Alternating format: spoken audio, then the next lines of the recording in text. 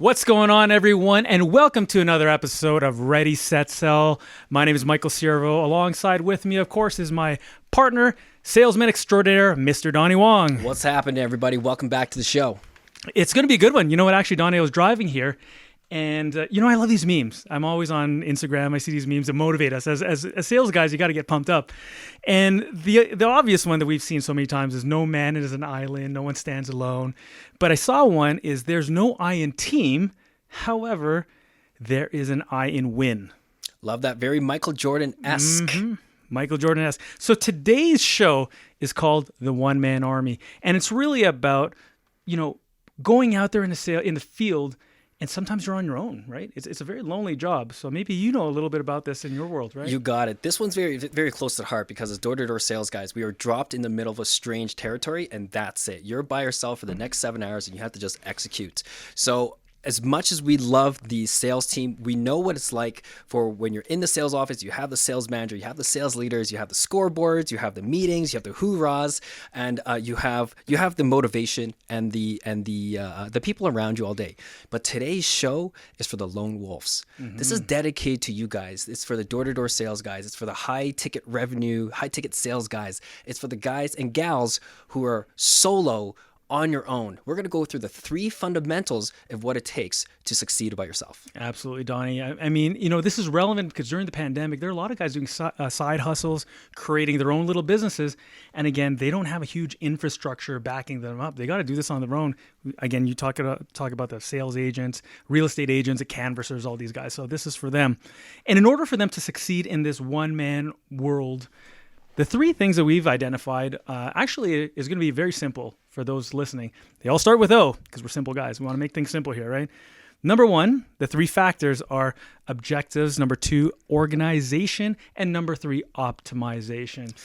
That's right. We did want to keep it simple. And even though it sounds simple, remember, guys, simple isn't easy. So we're going to start off simple. First off, the first one is objectives. Setting your goals, starting with the end in mind. And always remember this, guys, because clarity precedes mastery. Mm-hmm. That sounds so simple, right? But oftentimes we just don't set out goals. And we don't set out specific goals. And this is talking about goals like a daily goal, a weekly goal, a monthly goal, a quarterly goal, and eventually you have a yearly goal. When I start off in sales, I used to tell myself, I got 7 days of the week. I need to win 4 to 5 of them. If I just win 4 to 5 of them, I give myself leniency to lose 2 of them, right? You have that's a winning week. If you have 3 weeks of the month, that's a winning month. If you have 7 to 6, winning months, then you have a winning year. You know what I love about that, Michael, is we used to teach this to our high-level sales leaders. We used to always say that, listen, sales office managers, they have about, if they're really good, they can plan about a month in advance. Mm-hmm. Team leaders can usually think about a week in advance. Sales is intense. Trainers usually have the habitual fortitude, muscle memory, plan about 3 days in advance. New sales guys, they're like goldfish, second to second. So for today, guys, we're going to give you a very easy, actionable acronym to follow, and that's a SMART goals, right, Michael? You know what? It's funny because as professional salespeople, we've known this for years, but if you might be watching this or listening to this, and you might not have heard of SMART goals. So SMART goals are essentially S, specific, M is measurable, A is achievable, R is realistic, and then T is timely. So when we talk about specific, you ask yourself, what do you want to do, right? So that's right. So specific is exactly the name of the word itself. It's picking something and really nailing down exactly to the micron of what you're trying to achieve.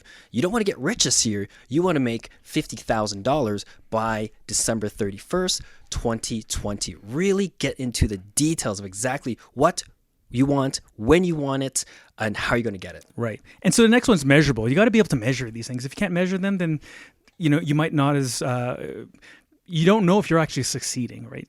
Sales is all about a certain measurable metric. So measuring, ask yourself, how will you know you've reached it? A lot of people call that KPIs. For the solo wolves out there, just know your sales numbers. Really simply, how many doors you've knocked, phone calls you've made, how many people those actually answered, how many presentations did you get to make, how many of those signs, how many of those come back. Just know those in the very beginning. When you start compiling those, you'll be amazed what you can do at the end of the month. We'll go over that in the next phase. Right. and A is achievable. Is it in your power to achieve it? I might want to be an NBA player, but at 5'6", 5'7", can I really do it? No, it has to be achievable. Like, you need to be able to, can you accomplish it? That's right, guys. We have something that's called it's something called, hold on, I don't want to mess this up. It's called evidence of success. And so what it means is, if you say, I'm going to make $1 million this year, well, let's look at your evidence of success. Have you even made 100 grand this year? Right. Because if you haven't, let's scale it back a bit. Let's make sure that it's achievable. If you made 40 grand last year, let's do 80 grand. It's a big stretch. Let's hit that first. Absolutely. And number R is realistic. Again, can you realistically achieve this? And the final one is timely. It has to be time-based. So put a deadline on it, right?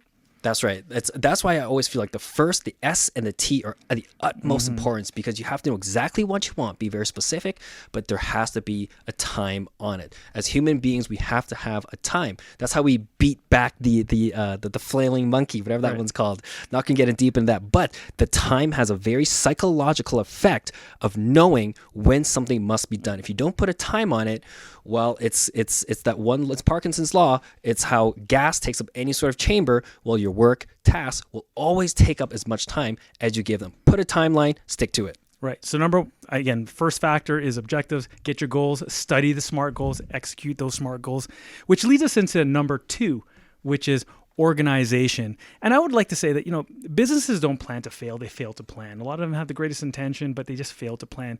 And if you could organize yourself, essentially what you're doing is creating this playbook, right? That's right. If we're to think of objectives as your goal setting, and it's kind of your map, organization is getting you ready for the game.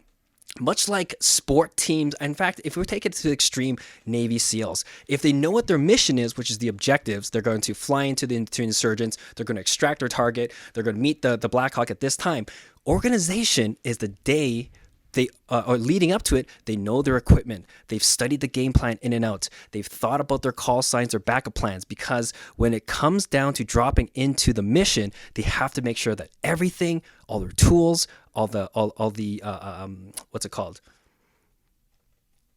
Artillery, everything's on point. So if we take it out of the extreme, if we look at chefs, I love looking at chefs because they are known to be maniacal about having an organized kitchen where the bowls, tools, soup, stocks, every single ingredient is, because when the dinner rush comes, there's no time to think. It is game time. For the sales guys out there, this may translate into, you have to know who you're calling today. There's no time randomly thinking about who you're going to call. Where's your call list? Where is your stats list that you're writing down? Who you're calling? Where's your rebuttal list? Make sure it's right in front of you. Even down to the tiny things like, did you bring a lunch today? Don't be taking out of an hour on long lunch, because it takes you out of the game. The big thing about organization, it keeps you in the game. Right, absolutely. And it's interesting, going back to that chef analogy, the goal is to create an amazing meal. In order for you to create the amazing meal, you need a recipe. Damn right. So this is all about the recipe. This is your freaking game plan, man. This is the playbook, right? Which leads us, once you study the playbook and you understand all the plays, if X happens, this is what's going to happen. Everything else becomes just habitual. It's just execution, which leads us to our third point, which is optimization. I've always said that strategizing is a commodity, execution is an art. You can have the greatest goals, but if you don't execute, nothing's going to ever materialize. Absolutely. And I love this because the execution, a large part of it, how you can fast track your performance, is the favorite part I love about any single sport or major performance, whether it be soccer, fighting, whatever, and that is the post-game interview.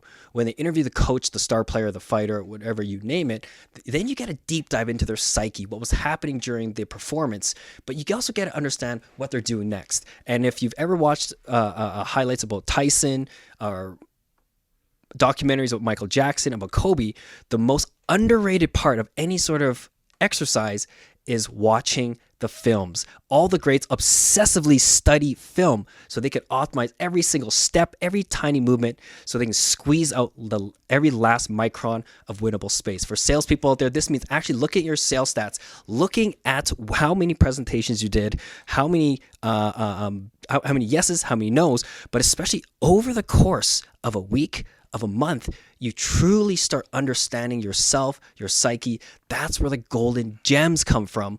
That's over a period of time. That's where the mastery comes from. That experience can only be gained through hard work and watching film. And that was an amazing 10 minutes. So we just went through. So we talked about, objectives, which are your goals, organization, setting up the plan, which allows you to achieve those goals. But really, it's the execution, which is optimization. That is while you're going through it and after the post-game interview, the reflection that we need to. And you keep doing this over and over again, and you're going to improve. So that's amazing. I mean, that's a fast 10 minutes. Hopefully we gave a ton of information to those of you watching or listening. Donnie, man, that was awesome. Awesome as always. Thank you very much. And guys out there, if you want more material and you want to deep dive, feel free to message us here at Ready Set Sell. Michael Ciervo, the man of the hour, the most well-dressed host in the game right Thank here. you, sir. Where can they find you? At Michael.Ciervo. That's awesome. And you guys can find me at Taking Lunch Money. That's taking without the G, lunch money. If you guys want to know how to dig deeper, message us. We'd love to answer your calls. If you guys even got an ounce of value today, if we helped you even improve your performance even 1%, feel free, guys. We just ask you to do one thing. Just share it with one friend. Subscribe, like, comment. We'll see you next time.